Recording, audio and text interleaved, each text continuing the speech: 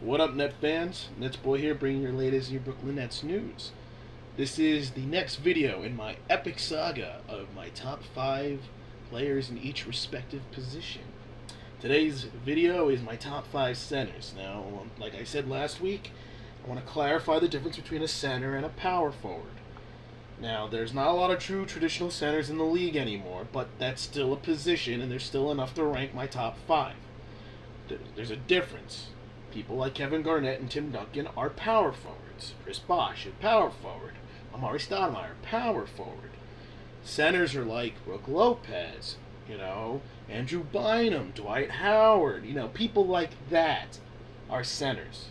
There's a difference. You can tell by the difference in their style of play and just how they play. Power forwards are usually more finesse, not always. And centers are more of a back to the basket, defense, rebounding type thing. And you know the difference. You know there's a difference. All right. And if I hear someone say Chris Bosh is a center one more time, I'm gonna kill them because that is so stupid. It's I can't even explain how stupid it is. It's just really stupid. So shh.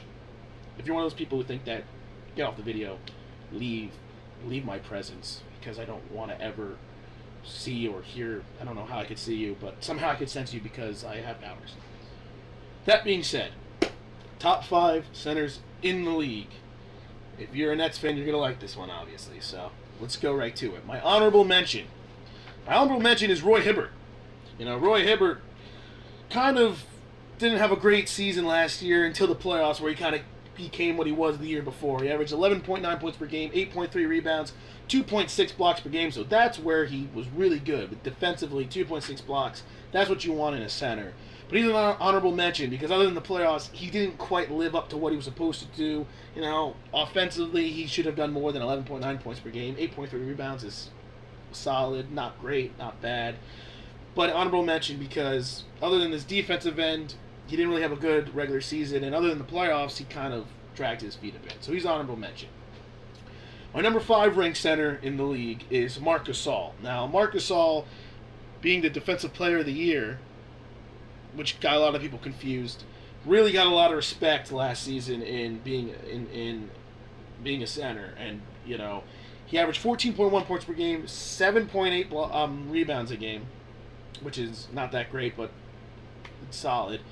And 1.7 blocks per game. So I think the fact that he won Defensive Player of the Year, I think had to do more with the fact that the Grizzlies were just such a good team defensively overall, and since he was probably their best defender, they gave him the award. I think that, though, he's definitely a top 5 center because he proved that he's tough. He gives you what you want in a center. There's not one thing I feel he's really great at, but he's good at a lot of things, which is why he's number 4. He's not any higher. He's number 5.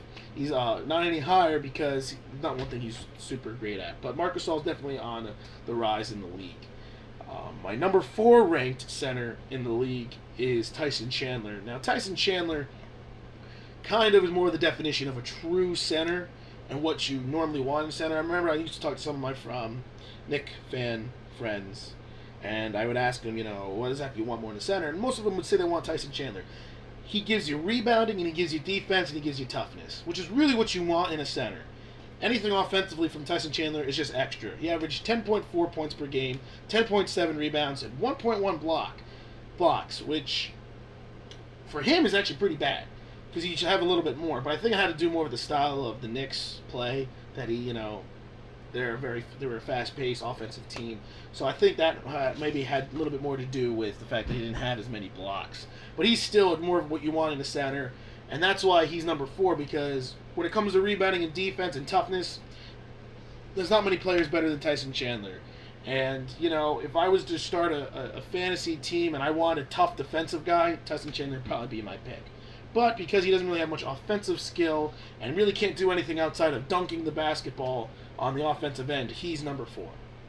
My number 3 ranked center in the league is that really weird, goofy, rodent-looking guy, Joakim Noah. Now, Joakim Noah basically is the same as Tyson Chandler. Rebounding, defense, toughness, but he has a little bit more to his offensive game. He averaged 11 points per game, 11.1 rebounds, 2.1 blocks per game. We saw how tough he was in the series against the Nets. The guy was had the same injury that Joe Johnson had, and yet he completely outperformed Joe Johnson. But that makes a little bit of sense, because Joe Johnson shoots the ball more, and you have to use your feet more to shoot instead of Noah's crazy tornado weird shot thing. I mean, I hate Joakim Noah. He's ugly. His game is ugly. I get confused. People get confused if he's a woman or not because of what he looks like. I don't know, but he's a very good center, and he's my number 3 ranked center because he's a great rebounder, great defender, tough guy, and you can't ask for anything more really too much out of him. He's hustles, plays hard, so I hate him, but at the same time respect his game. He's number 3, which brings me to my number 2 ranked center in the league, Brooklyn's own Brook Lopez. Brook, to me, is the second best center and could arguably be the best. But everyone always knocks him down because of one thing only: his rebounding. He averaged 6.9 rebounds a game. He led all centers, real centers, in scoring with 19.4. Led all centers in efficiency with 23.1, I believe, or 22.71, I think. Yeah, 22.71 efficiency rating. Led all centers. Was, I believe, in the top 5 in blocks with centers with 2.1, which is more than Tyson Chandler, by the way. And I think it's third, only behind Roy Hibbert and Dwight Howard. Yet, everybody dwells upon the fact that he had 6.9 rebounds. First of all, I feel like Brook Lopez is never getting any respect. I feel like even the league doesn't respect him. Obviously this isn't the reason why they changed the All-Star voting to 3 forwards and 2 guards, because it was more or less the fact that there are less traditional centers, and that's kind of the way the league is set up now. But to me, it was more of just like a let's screw Brook Lopez over type thing, because we know Brook Lopez. If coaches had a vote for the starting center and then their backup center, Brook Lopez would have made the All-Star team hands down immediately, instead of having to be an add-on because I believe Rondo got hurt. But all said and done, he actually ended up being on the All-Star team, so that was fine. But I think that, as a Nets fan, it's like, really? I feel like that was just like hey, let's start this once a year that Brook Lopez is getting respect. Let's just eliminate the center position from the All-Star team so he can barely make it. That's not the point. Conspiracy theories. But, look, I don't know what much more people can say about Brook Lopez. He's offensively the best center in the game. He can post up. He can shoot the ball. Defensively, you see he's very good defensively, 2.1 blocks per game. It's just the rebounding. 6.9 rebounds. But, here's the thing. And I get in many arguments about this. Brook Lopez is a much better rebounder than his numbers show. He's not a great rebounder. I'm never going to go out there and say Brook Lopez is a great rebounder. But he's not a bad rebounder. Here's the thing. If you watch the Nets game, which most of you should, since this is NetsBoy, you should be a Nets fan. If you're not a Nets fan, you're watching this, you're either one of my friends or somebody who's really interested in basketball, what I have to say, or an idiot. One of those 4 options. You saw what happened. Ball gets shot, bounces off the rim, Lopez boxes out, Reggie Evans comes flying in and gets a rebound, who, by the way, Reggie Evans averaged 11 rebounds per game in 24 minutes. Evans comes out, Humphries came in, ball goes up, bounces off, Lopez boxes out, Humphries gets the rebound. The fact that actually Lopez averaged 6.9 rebounds per game, I think, is actually pretty impressive in the fact that he never went to get the ball because he never needed to get the ball because they had a bunch of other people getting the ball instead. They had Reggie Evans. They had Chris Humphries. Jared Wallace averaged over 5 rebounds a game. They didn't need Lopez to get rebounds. That's not his role on the team. And look, the Nets actually were ranked 9th in the league in rebounding. So it's not like they were really missing him getting 10 rebounds a game. They were still on the top half of the league in rebounding. And look, his role on the team was not to rebound. I mean, could he done a little bit more? Yes, he could have. I think he personally should have at least had 8 rebounds a game because he's 7 feet tall. But his role on the team was to score in the post, play great defense, and just be a solid overall player, which he was.